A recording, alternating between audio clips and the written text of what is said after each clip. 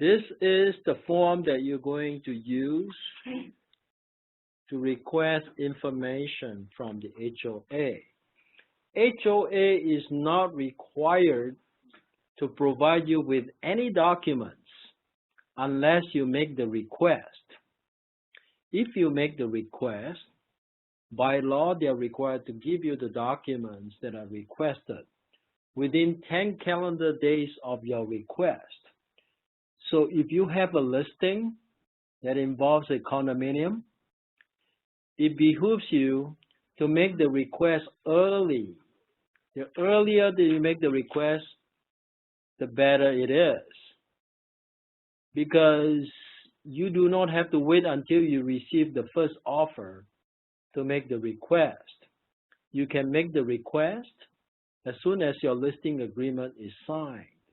The reason why you want to do it as soon as possible because you don't know what kind of delay you're going to get from the HOA. You want everything to be smooth. You want everything to be without problems. So the minute you get your listing agreement signed, you may complete this form. It's called the Homeowners Association Information Request. You put in the address.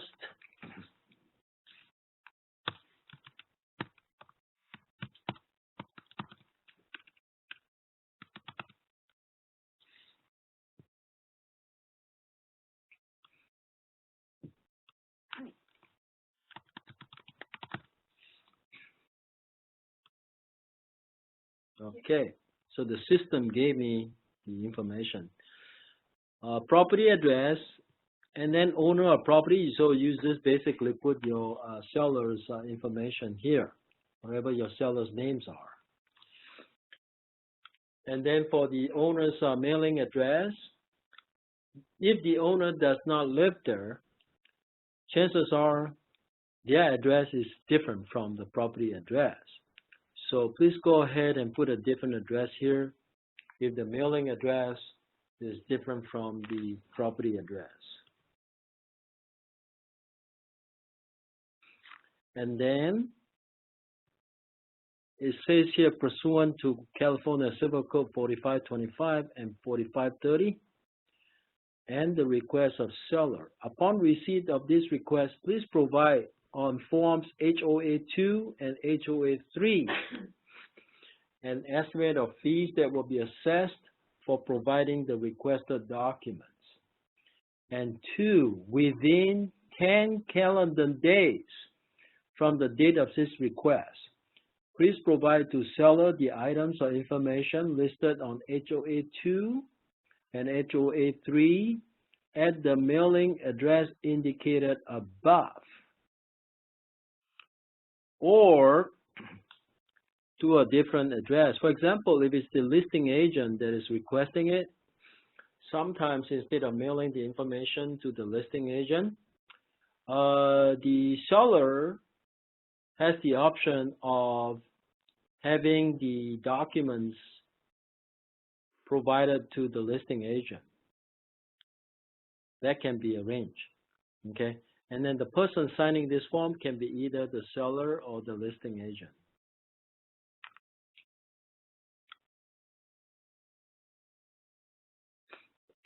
HOA2 and HOA3 are just two separate forms. You will see them later on. It says here the documents and information provided by the HOA reference above were provided by. So below it is the information of the party that provides the HOA documents. And the HOA documents can be provided by the association, or it can be provided by the management company. Sometimes you have association that is too small. You don't have a property manager. It's probably one of the homeowners that's responding to this request. However, if it's a larger complex, then chances are this information will be provided by the property management company. Okay, so they will fill out this portion. You fill out the top portion, and they fill out the bottom portion. And then it says here, by signing below, the undersigned acknowledge that each has read, understands, has received a copy of this request. So the seller would just sign here. So this is a copy of the request. And that's the form that you want to use when you make that request.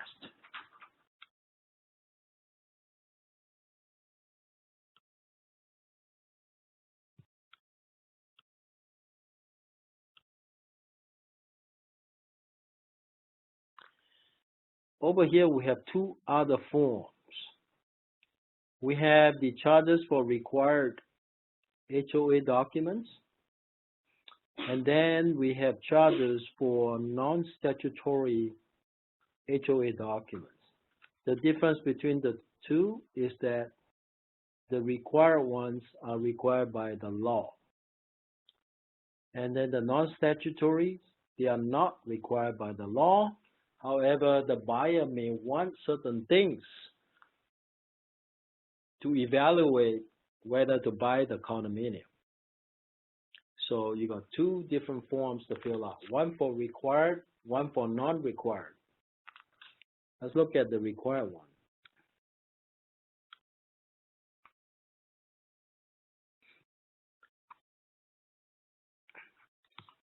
This form is known as the HOA2 document. The other form is known as the HOA3 document. And the HOA2 document is pretty much mandatory if you are doing a transaction that involves a condominium. Okay, so you know you have to use this document. In fact, the format on this form is what the law requires you to do. This is actually provided by the law. The law says use this format. That's why this format is being used. It says here, you have the property address, the owner's property, property address, and then the owner's name, and then the owner's mailing address. Exactly like the one that we did for HOA1. Okay.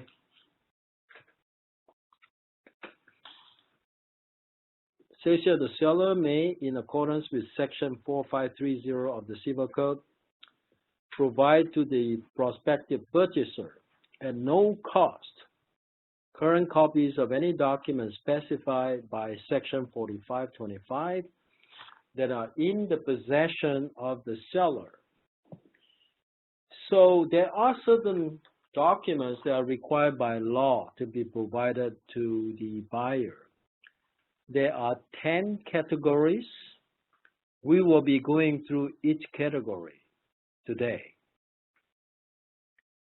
If the seller has all of the documents, then the sellers can provide them to the buyer without charge.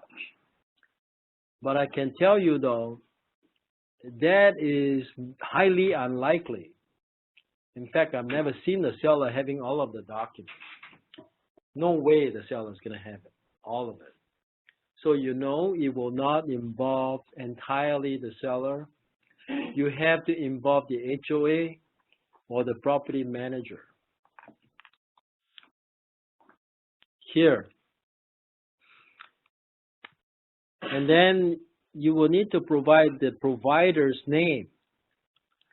So if it's the HOA association that's providing it, you put the association's name.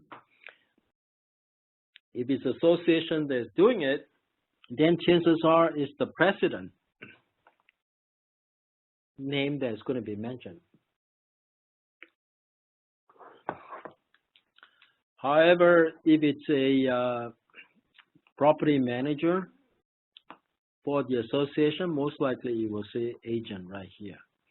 And then it has the name, the date of the completion. First category is called the Articles of Incorporation. That is mandatory. Now, this information here is actually filled in by the association or the property manager. Whatever fees that they charge, they will put it here. And then it will say yes, not available, not applicable, or directly provided by the seller. If the seller directly provides it, more likely than not, the cost is 0. If it's provided by the association, then there should be a fee over here, most likely. And then you will say yes. Okay. I don't know how much that is. It's up to the association. And the second, and this is category number 1, 4525 A1, CC&Rs. That's also required by law to be given to the purchaser. Bylaws may or may not be available. Not every association has bylaw. If it's not available, you put not available. If it's available and you're providing, you check yes. Operating rules and regulations. If it's a small condo, it may not be available, so you put not available. But if it is available, you're attaching it, you check yes. Okay? Age restrictions, if any. This is category number 2. I told you there are 10 categories. We only have number 2. The first 3 documents here, this is what we call the governing documents. These are the documents that are important to how the association is run. Actually, there are 4 of them right here. The second category is called the age restriction, if any. If it's a senior housing, it's not included in 2. The age restriction has nothing to do with senior housing. It has something to do with age requirement that is beyond the senior housing requirements. If it's just the regular senior housing requirement, number 2 does not apply. It would simply say not apply. Okay? I think if it's a senior housing, you know, this one will say not apply because, you know, it only talks about age restrictions that have nothing to do with senior housing. Senior housing will have its own certain rules. This has nothing to do with senior housing rules. Category number 3 has to do with the annual budget, report, or summary, including reserve study. Every condominium association must prepare an annual budget report. What is a budget? A budget will set forth all the things that are related to the expenditures of the condominium. And that's the budget. On top of the budget, association must also have a summary that includes the reserve study. They need to figure out how much reserve do they need to repair the roof. How old is the roof? What do they need to have as reserve? So there should be a study conducted, and there should be a report on that. If it's available, chances are it is available, and that's category number 3. Okay? Say yes, or sometimes, you know, they say it's not available, then it's not available. Okay. Next, category number 4, assessment and reserve funding disclosure summary. Reserve study is different from reserve funding disclosure. That was just study. Reserve funding disclosure basically tells the purchaser where the money that is being used as reserve is coming from. Assessment has to do with the monthly assessment, which is what we call the general assessment. and also has to do with special assessment. The special assessment is not the general assessment. It is for certain situation. A special assessment might be due to unanticipated expenses, something that is beyond anticipation. We call that the special assessment. So whether it's general or special, is included in the assessment summary. But that is just the summary though, okay? So that's category number 4. Sometimes they may not have it.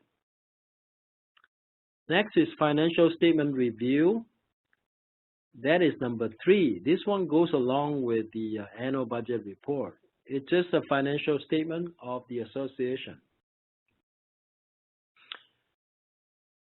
Next is the assessment enforcement policy.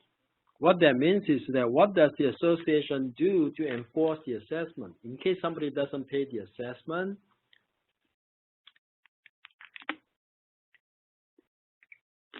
what is the policy of the association? Do they allow grace period? How much time do they allow the property owner? Those kind of policy. Category number 3. That also has to do with the insurance summary. What kind of insurance does the association have? It's in summary form. Do they have flood? Do they have fire? Liability? Things like that.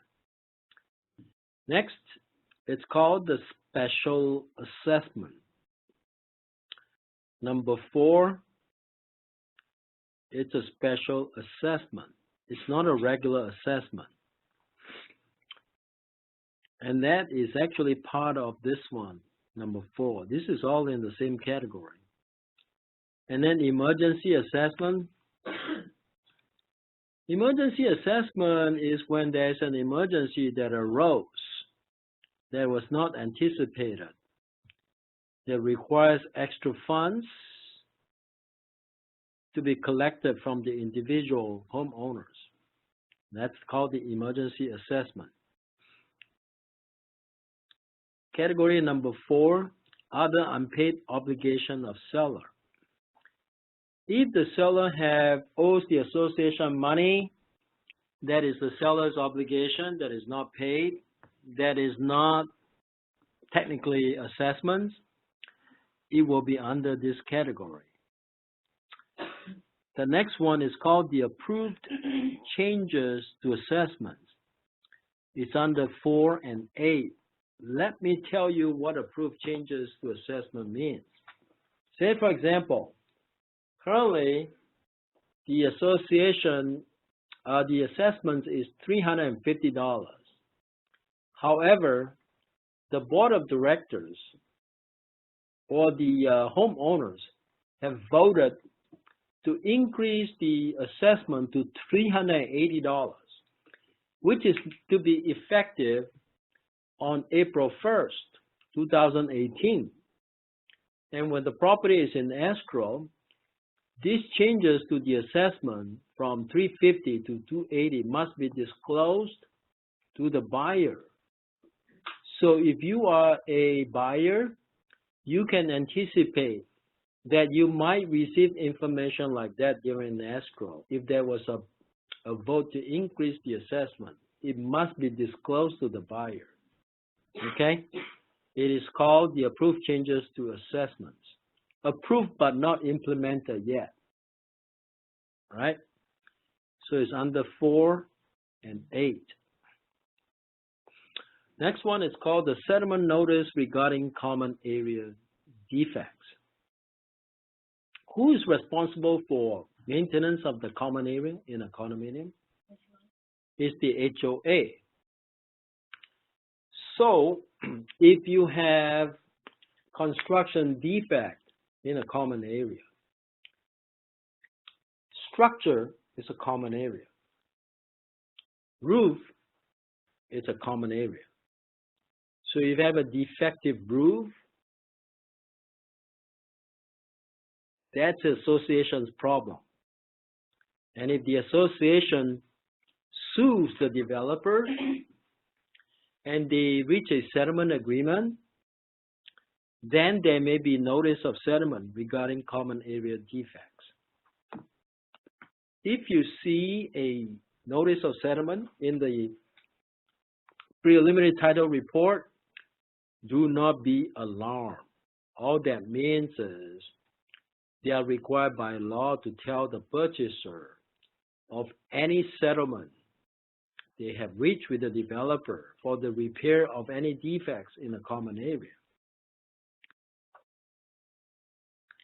It doesn't mean that if you see the settlement notice, your buyer, you should decide not to buy this condominium. But that's totally up to the buyer though. How comfortable the buyer is to continue to buy the condominium is the buyer's choice. The information must be provided to the buyer. Whether the buyer chooses to continue or not, that's totally up to the buyer. But it must be disclosed to the buyer. So that's number 7. Preliminary list of defects. That's number 6. This one means that the association has learned of certain defects in a common area, has compiled a list of these defects, but have not settled the repair dispute with the developer yet. It is just a list. This list must be provided to the buyer during escrow, and that's under number 6. Notices of violation. If the homeowner has violated certain conditions in the CC&R or certain covenants in the CC&R, homeowners may have received a notice to cure the violation, and that's under number 5. Say, for example, the homeowner has built something in the backyard that is not approved by the association. That is a violation. It must be corrected. And this type of notices must be disclosed to the purchaser during escrow. Next, required statement of fees, 4525. Now, if the association has established fee schedule, they must disclose it to the purchaser. What are the different fees that they charge for preparing the different types of HOA documents? Next, rental restriction. That is number 9. Rental restriction could be something like in the first year, if you are the property owner, you are prohibited from renting the place until you have lived there for at least 1 year, then you can rent it. This is the typical rental restriction that we see, okay? That's number 9. You know, in the past, I have clients that come to see me. They bought a condominium, and now the HOA is finding fault with them, saying that, wait, didn't you know that CC&R says you're not supposed to rent during the first year? And then the buyer is kind of like, oh, I didn't know. My realtor and I did not read the CC&R. Well, what does that tell you? Isn't it the association's obligation to disclose it about rental restriction, if any? Yes. Now, what happened if it was disclosed to you, you just did not bother to read the documents? Then it is the buyer's fault. The association has a right to enforce it against you. Now, what about if it is the association's fault? They did not tell you about the rental restriction, even though it's in the CC&R. Can they say, well, can't you read the CC&R? No, they can't, because you know why? They have an obligation to disclose to you if there was a rental restriction. So when you get a notice from the association regarding illegally renting out your unit, first of all, you find out if they did disclose to you or they did not disclose to you that there was a rental restriction. If they did disclose to you, then it's the buyer's fault. If they did not disclose to you, then you have a defense against the association. You basically say, well, weren't you supposed to tell me if there was any rental restriction? I know it's in the CC&R, but you was also supposed to tell me that there was a rental restriction. Then you have a defense against the association. Last one is called the minutes of regular board meetings conducted over the previous 12 months, if requested. So if it's not requested by the buyer, if the buyer did not bother to request the board meeting minutes, they are not required to provide to you. So there will be no number 10. So if you go through all the numbers, I think we covered all 10 items that are required by statute. We got 1, 2, 3, 4, 5, right? We got 5, we got 7, we got 8, we got 6, we got 9, we got 10. So we got all 10 items on this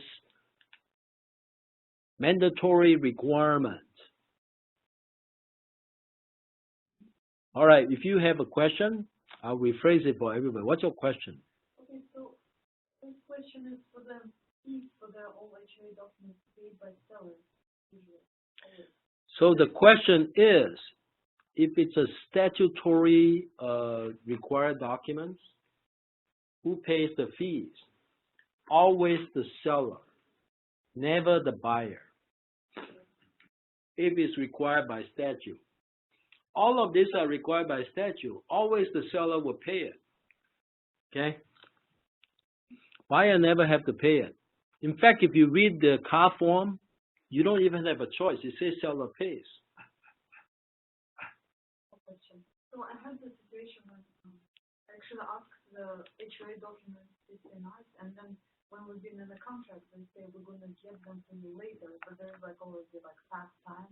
They use like I think not in a day, but further, right? And then what if you find out in the middle of your transaction that it's not rentable, right? And then you just cancel. Are they obliged to give the CC&Rs and all the documents in a certain period of time when you're in contract? Within 10 calendar days after you make the request. Remember, they have no obligation to give you anything unless you make a request. All of these documents, even though required by statute, you have to request for them. If you do not make the request, they don't have to give you anything. Okay? Remember, send in the request. Maybe you did not send in the request. That's why they didn't give it to you. Okay? All right, so that's HOA 2, right? Now let's go to HOA 3. Now at the bottom of it, you got HOA with the signature and the title of the person who provided it. And then you just have the seller confirming the HOA documents. Now, if the seller provided documents, then the seller needs to sign it. Okay, but if it's all by the HOA, then the seller doesn't have to sign it. Because this one talked about DP. DP stands for directly provided. And then the buyer will just simply sign here acknowledging receipt of the documents. Okay?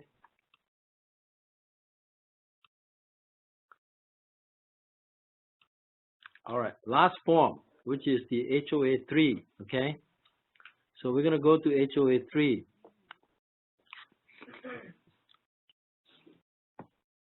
HOA 3 means these are documents that are not required by law, but may be required by the buyer.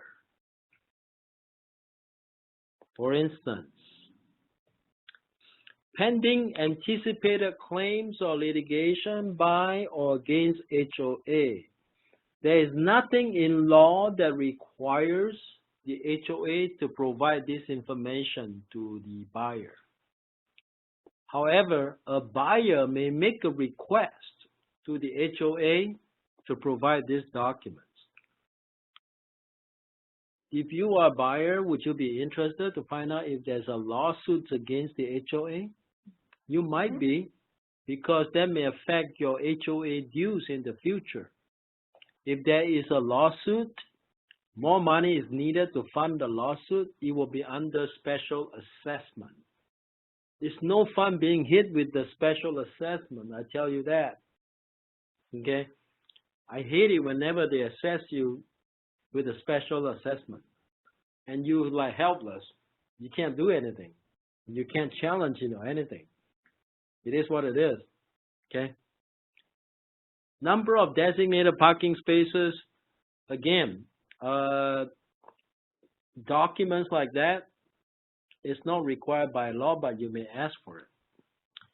Location of parking spaces, number of designated storage spaces, location of storage spaces, name of contact information of other HOAs governing the property. Sometimes you want to know if there are other HOA that may also govern the same property.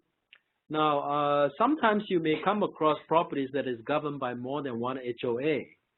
So if you want to know if there's more than one HOA that governs this property, you can certainly get this from this HOA here that you know. Private transfer fees and or taxes information, pet restriction, smoking restriction. Certainly if you have pet, you can read from the CC&R whether they restrict pets or not. Or you can ask them to give you documents relating to pet restriction. Smoking restriction, any other document required by law. Chances are you will not use to HOA, you will not need to use HOA 3 because most of the time both buyers are not that sophisticated. In fact, they don't even care. If you don't care, they don't care. Okay? Because frankly, the most important is actually HOA 2. Okay? All right. That pretty much sums up what we're going to cover for HOA. Okay? All right. See you guys next week.